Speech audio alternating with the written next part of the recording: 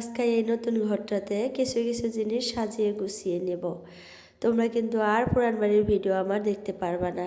হ্যাঁ, একটু মাঝে সাঝে দেখতে পারবা, কিন্তু এইভাবে ঘর গুছানো, ঘরের কাজকর্ম সব কিছু কিন্তু এখন থেকে এই নতুন বাড়ি থেকে আর কি দেখতে পারবা। এই বাড়ির থেকে আর কি দেখানোর চেষ্টা করব, যেহেতু আসলামই এই বাড়িতে।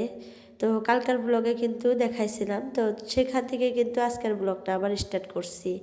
তো কালকে আধাটুকু দেখাইছি, আজকে আবার সেখান থেকে মানে স্টার্ট করছি। তো যাই হোক, আসলাম এই বাড়িতে। তো আসার পর দেখো কত কাজকর্ম, সব কিছু একদম অগোছালো হয়ে আছে, এখন গুছাইতে হবে। তো চলো গুছাই আর তোমাদের সাথে মানে একটু গল্প করি। হ্যালো এভরিওয়ান, আসসালামু আলাইকুম আমার প্রিয় আপুরা, তোমরা কেমন আছো? আশা করি সবাই ভালো আছো। আলহামদুলিল্লাহ, তোমাদের দোয়ায় এবং আল্লাহর অশেষ রহমতে আমিও ভালো আছি। নাজনীন ব্লগ চ্যানেলে আরও একটা নতুন ভিডিও দেখার জন্য তোমাদের সবাইকে স্বাগত জানাইতেছি। আশা করি বরাবরের মতো আজকের ভিডিওটাও আপনাদের কাছে ভালো লাগবে। যদি ভালো লাগে প্লিজ একটা লাইক দিয়ে আমার পুরো ভিডিওটার পাশে থাকবা আপুরা। আর যদি কেউ নতুন আসো আমার চ্যানেলে, প্লিজ চ্যানেলটা সাবস্ক্রাইব করে অল নোটিফিকেশনে ক্লিক করে রাখবা। এতে করে যখনই আমি একটা নতুন ভিডিও আপলোড করব তোমাদের মোবাইলে নোটিফিকেশন পৌঁছে যাবে, আর সময় করে তোমরা আমার ভিডিওটা দেখতে পারবা। তো যাই হোক আপুরা, অনেক দিন থেকে তোমাদের সাথে আর কি আমি সুন্দরভাবে আর কি রেগুলার ভিডিও আপলোড করতে পারতেছি না, তোমাদের সাথে আমি ভিডিও শেয়ার করতে পারতেছি না। এর জন্য কিন্তু আমার অনেক খারাপ লাগে, অনেক লাগে যে মানে আগে তো প্রত্যেক দিন আমি রেগুলার ভিডিও দিতাম, তো কয়েকদিন থেকে দেওয়া হয় না, তার জন্য কিন্তু একটু খারাপ লাগে। আর অনেক আপুরাই কমেন্ট বক্সে বলতেছে যে আপু তুমি কেন ভিডিও দাও না, তোমার ভিডিও দেখার জন্য আমরা ওয়েট করতেছি, আর তোমার ভিডিও দেখতে অনেক ভালো লাগে, অনেক আপুরাই বলে। তো যাই হোক, আপুদেরকে অসংখ্য ধন্যবাদ।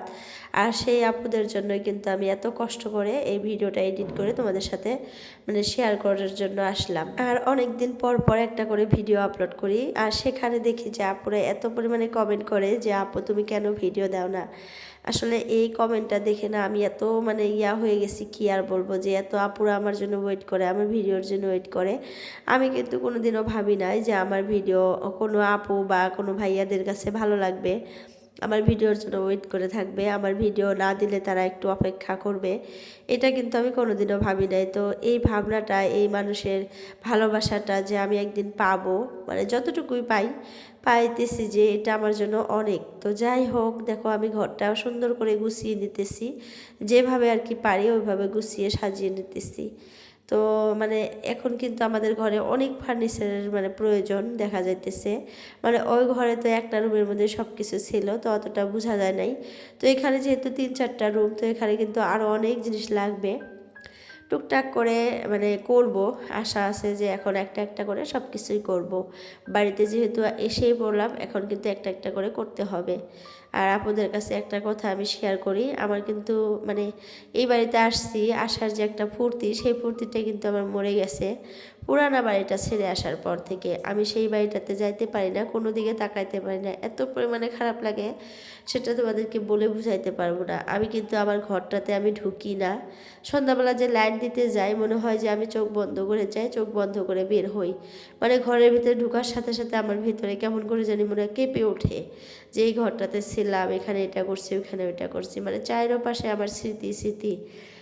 মানে সারাটা দিন ওই ঘরটাতে থাকছি, এত মানে কষ্ট করছি, এত কষ্ট করে সব কিছু পরিষ্কার করে রাখছি, একদম ভাঙাচোরা একটা ঘর ভিতরে, তারপরেও আমি এত যত্ন করে রাখছি যাতে মানে বোঝা না যায় যে ভাঙাচোরা। এত ভালোবেসে মানে আগলে রাখছি ঘরটাকে। তো ওই ঘরটার মায়া, ওই ঘরটার জন্য মোহব্বত, মানে এই সব কিছুই আমার এই নতুন বাড়িতে আসার পর মানে একটা যে ফুর্তি, সেটা মনে হয় না, মানে না হওয়া হয়ে গেছে। ওই বাড়ির কথা সবসময় মনে পড়ে, আর ওই বাড়িটা দিয়ে যেহেতু বাইরে যাওয়া আসা করি আমরা এখনও, তো যার জন্য কিন্তু সবসময় চোখে পড়ে। আরও চোখে পড়লে তো তোমরা জানোই, মানে যে জিনিসটা ভালোবাসা যায় বা মানে করা যায়, সেই জিনিসটা যদি চোখের সামনে সবসময় পড়ে তাহলে কিন্তু অনেক খারাপ লাগে।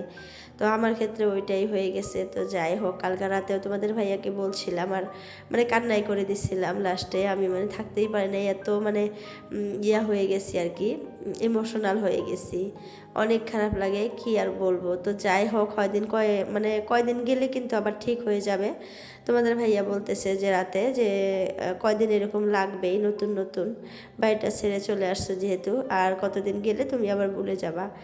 আর মানে ভুলে যাব কি মানে একটা অভ্যাস হয়ে যাবে আবার। তো একটা আপু কিন্তু আমাকে কোশ্চেন করছিল যে এই বাড়িটা করতে মোট কত টাকা খরচ হয়েছে। আসলে আপু আমি কিন্তু জানি না কত টাকা খরচ হয়েছে, তোমাদের ভাইয়াই বলতে পারবে ভালো।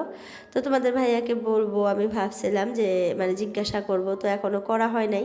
মানে জিজ্ঞাসা করে মোট খরচটা আমি তোমাকে বলার চেষ্টা করব ভাবছি, মানে আরও একটা ভিডিওতে বলার চেষ্টা করব।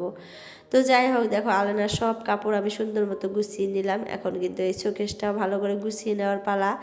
আর গডরেজটা কিন্তু এখনও ঘরে আনা হয় নাই। গডরেজটা আনবো, কয়েকদিন দেরি হবে, ওই রুমে আনবো আর কি। এই রুমটাতেই আনবো, এই সাইডে জায়গা রেখে দিচ্ছি আর কি গডরেজটা আনার জন্য। তো সেখানে গডরেজটা আনার পর ঘরটা একটু মানে হয়ে যাবে। আর পর্দাগুলো কিন্তু এখনও লাগানো হয় নাই, ভালোই লাগে না। মানে ঘরের ভিতরে পর্দা না লাগলে কিন্তু একদম বাজে লাগে। মানে সবসময় আলো ঢুকে থাকে, রাতে ঘুমাইতে পারি না আমি। সকাল সকাল ঘুম থেকে মানে উঠে পড়ি, এত আলো। তো তারপরেও চাদর টাদর দিয়ে কিন্তু মানে খিড়কিগুলো আমি ঢেকে রাখার চেষ্টা করি, যেহেতু গ্লাসের খিড়কি, বাইরে থেকে সব দেখা যায়। তো যার জন্য তো এই যে আমার ভাতিজি কিন্তু এটা বাড়ির পাশে, তো এ কিন্তু আমাকে মানে কাজে একটু হেল্প করতেছে। তো ওকে আমি এখন সব মানে বাসনগুলো যে আছে আমার, যেগুলো আমি এখানে আর সুকেশটা সাজাবো, সেই বাসনগুলো ওকে বলতেছি যে মানে পরিষ্কার করে মুছে দেওয়ার জন্য, একটা ভেজা কাপড় দিয়ে সুন্দর মতো মানে মুছে তারপরে তুলবো। এখন তো আর ধোয়ার সময় নাই। আর জানোই তো এক বাড়ি থেকে আরেক বাড়িতে আসছি, কত ভেজাল। তো আমি মনে মনে ভাবতেছি যে কিছু কিছু আপুরা যারা ভাড়া বাসায় থাকে, তারা যে কিভাবে কদিন পর আর কি বাসা পাল্টায়, চেঞ্জ করে, আমি বুঝতেই পারি না। আসলে একদিন মানে একবার আমার কিন্তু এরকম হলো, এই বাড়ি থেকে এই বাড়িতে আসলাম, তাইতে যে অবস্থা হয়ে গেছে আমার কি আর বলবো। মানে এত পরিমাণে ঠান্ডা লাগছে, প্রায় এক সপ্তাহ থেকে আমি এত কাজ করতেছি আপুরা, মানে আকিকার আগের থেকে কাজ করতেছিলাম। এখন আবার নতুন বাসায় চলে আসছি, এখন তো আবার আরও অনেক কাজ। প্রত্যেক দিন প্রায় আমি 4টা-5টায় আমি গোসল করি, আবার ট্যাঙ্কির পানি দিয়েই গোসল করি বাথরুমে। আর এই নতুন বাসায় তো মানে ট্যাঙ্কির পানি দিয়ে বাথরুমে গোসল করতে হয়, যেহেতু ঘরের ভিতরেই। তো ঘরের ভিতরে বাথরুম হওয়ার জন্য বাইরে থেকে আর পানি আনি না, পানি আনতে গেলে অনেক সমস্যা হয় তার জন্য। তো অনেক ঠান্ডা লেগে গেছে আমার, হয়তো তোমরা ভয়েস শুনে বুঝতেই পারতেছো।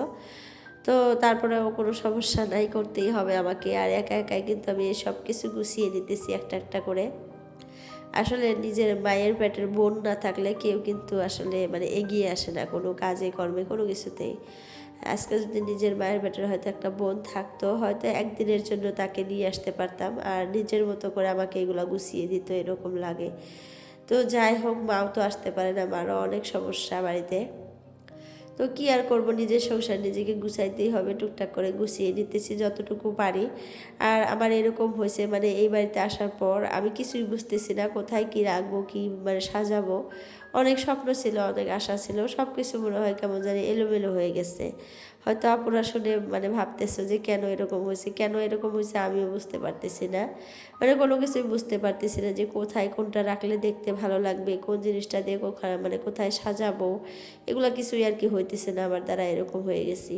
আর এই বাড়িতে আসার পর থেকে আমার ভিতরে এরকম মানে অস্থির একটা ভাব, মানে কি আর বলবো, ফাপড়, মানে ভালো লাগে না কোনো কিছু, কেমন জানি সব কিছু মনে হয় এলোমেলো হয়ে গেছে, এরকম লাগে।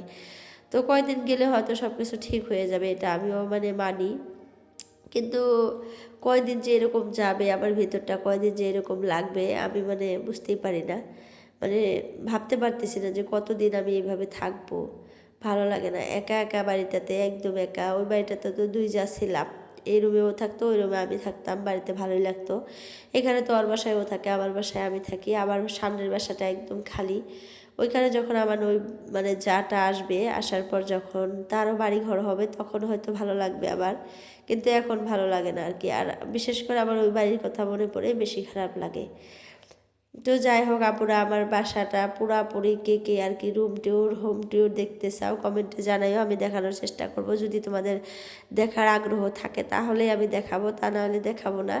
আর এখনও কিন্তু পুরাপুরি আমি ঘরটা সুন্দর মতো গুছিয়ে সাজিয়ে তুলতে পারি নাই।